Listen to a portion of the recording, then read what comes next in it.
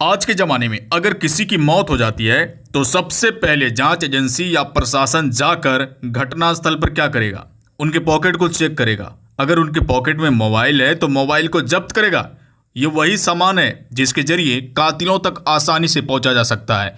इंसान की ज़्यादातर एक्टिविटी उनके मोबाइल फ़ोन से अब पता चल जाती है। वो क्या कर रहे हैं, किनसे बातें कर रहे हैं, उनकी सोच किस तरह की है और सोशल मीडिया में जो वो एक्टिव है वहाँ पर वो क्या कर रहे हैं। इन सारी चीज़ों से कातिलों का लगभग 70 से 75% पता चल जाता है। लेकिन सुशांत सिंह राजपूत की मौत के बाद उनका मोबाइल फ़ोन कहाँ है? किसी ने ये खोजा क्या? किसी ने ये सोचा क्या?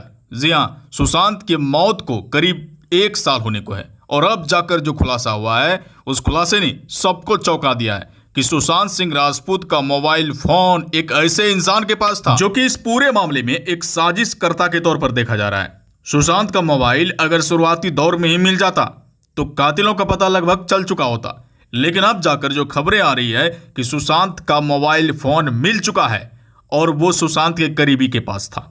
सवाल ये है कि वो करीबी सुशांत का मोबाइल फोन क्यों रखे हुए था, और अब जाकर जो फॉरेंसिक टीम की जो रिपोर्ट आई है उस रिपोर्ट में ये सब कुछ बताया गया है कि आखिर सुशांत सिंह राजपूत के फोन में क्या गतिविधियां थी।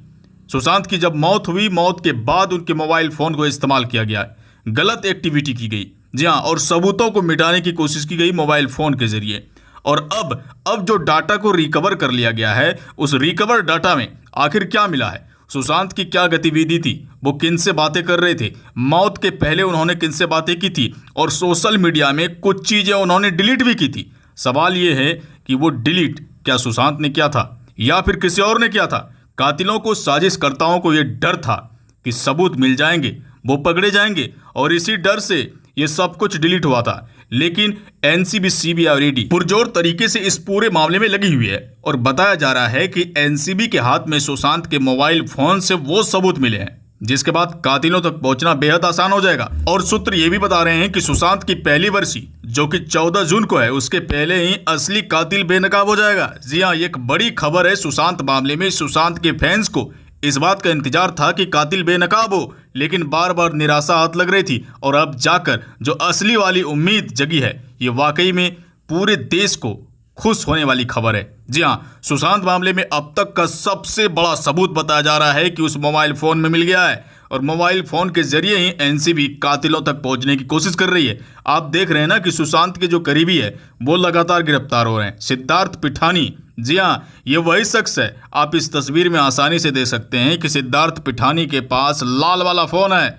और दूसरी तस्वीर आप देखिए, ये दूसरी तस्वीर में सुशांत सिंह राजपूत के पास ये लाल वाला फोन है। सुशांत की मौत के बाद उस लाल वाले फोन को सिद्धार्थ पिठानी ने छुपा दिया था, और सिद्धार्थ उस मोबाइल फोन के जरिए गलत एक्टिविटी कर रहा था, सबूत को मिटाने की कोशिश कर रहा था, और सुशांत के फोन में जितनी भी डाटा थे उसको डिलीट करने का काम इसी ने किया है। खबर में इस बात का दावा किया जा रहा है, लेकिन इस पूरे मामले में अब तक के इस बड़े सबूत ने क्या सुशांत के असली कातिल को बेनकाब कर दिया है? क्या एनसीबी, सीबीआई और ईडी को पता चल गया है कि सुशांत का असली कातिल कौन है?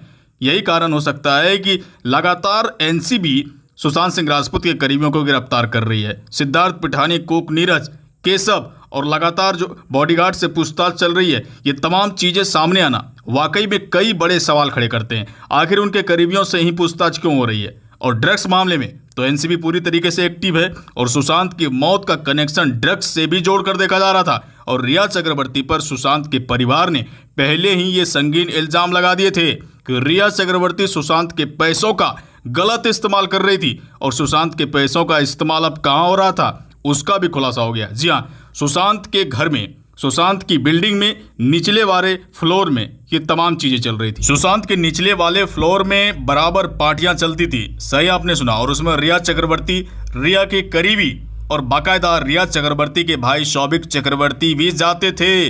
लेकिन सवाल ये है कि आखिर सुशांत सिंह राजपूत क्यों नहीं जाते थे?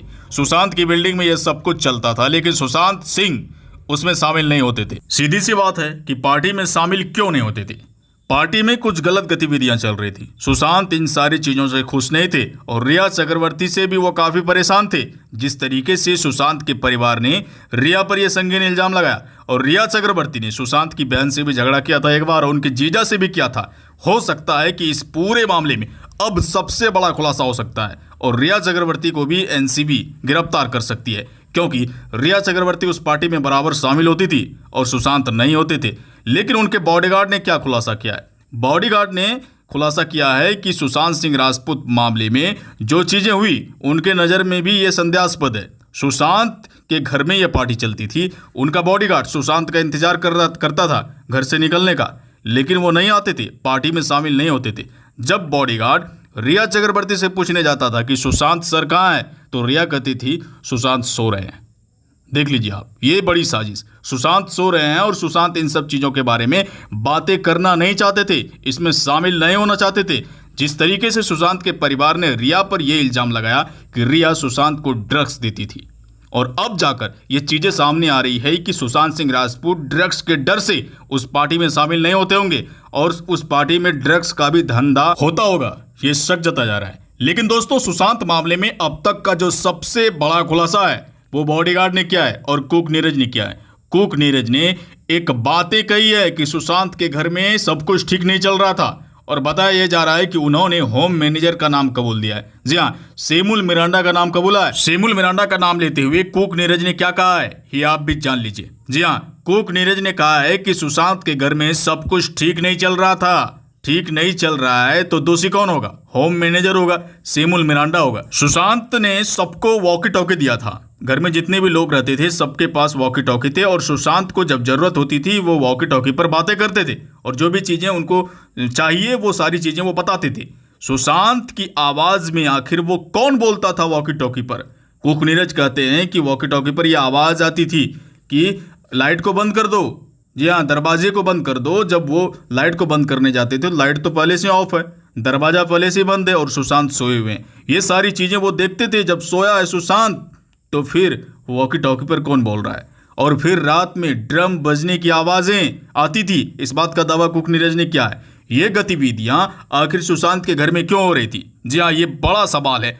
अगर कोई इंसान पैरानॉर्मल एक्टिविटीज पर भरोसा करता है तो उनको इस बात का शक हो सकता है कि सुशांत के घर में भूत होंगे, वही लोग ऐसी हरकतें कर रहे होंगे। लेकिन अगर कोई इंसान पैरानॉर्मल एक्टिविटीज पर भरोसा नहीं करता है, वो क्या कहेगा?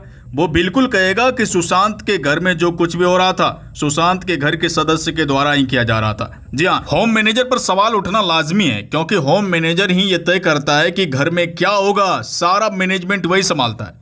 अगर वो मैनेजमेंट संभाल रहा है तो घर में ये सब कुछ क्यों हो रहा है? अगर हो रहा है तो उनके इशारे पर ही हो रहा है। जी हाँ, ऊपर वाले के घर में देर हो सकती है मगर अंधेर नहीं। सुशांत सिंह राजपूत मामले में हर रोज खुलासे हो रहे हैं और उम्मीद है कि सुशांत का असली कातिल सुशांत की पहली बरसी के पहले ही बेनकाब हो जाएगा। जी हाँ, अगर आप भी सुशांत सिंह राजपूत को न्याय दिलाने में मदद करना चाहते हैं तो कमेंट बॉक्स में जाइए और लिखिए जस्टिस फॉर SSR, क्योंकि इससे सरकार और प्रशासन पर दबाव बढ़ेगा, जांच एजेंसियां हरकत में आएगी। वीडियो को ज्यादा से ज्यादा शेयर कीजिए, वीडियो को लाइक कीजिए। आगे के अपडेट के लिए चैनल को जल्दी से सब्सक्राइब कीजिए। नमस्कार।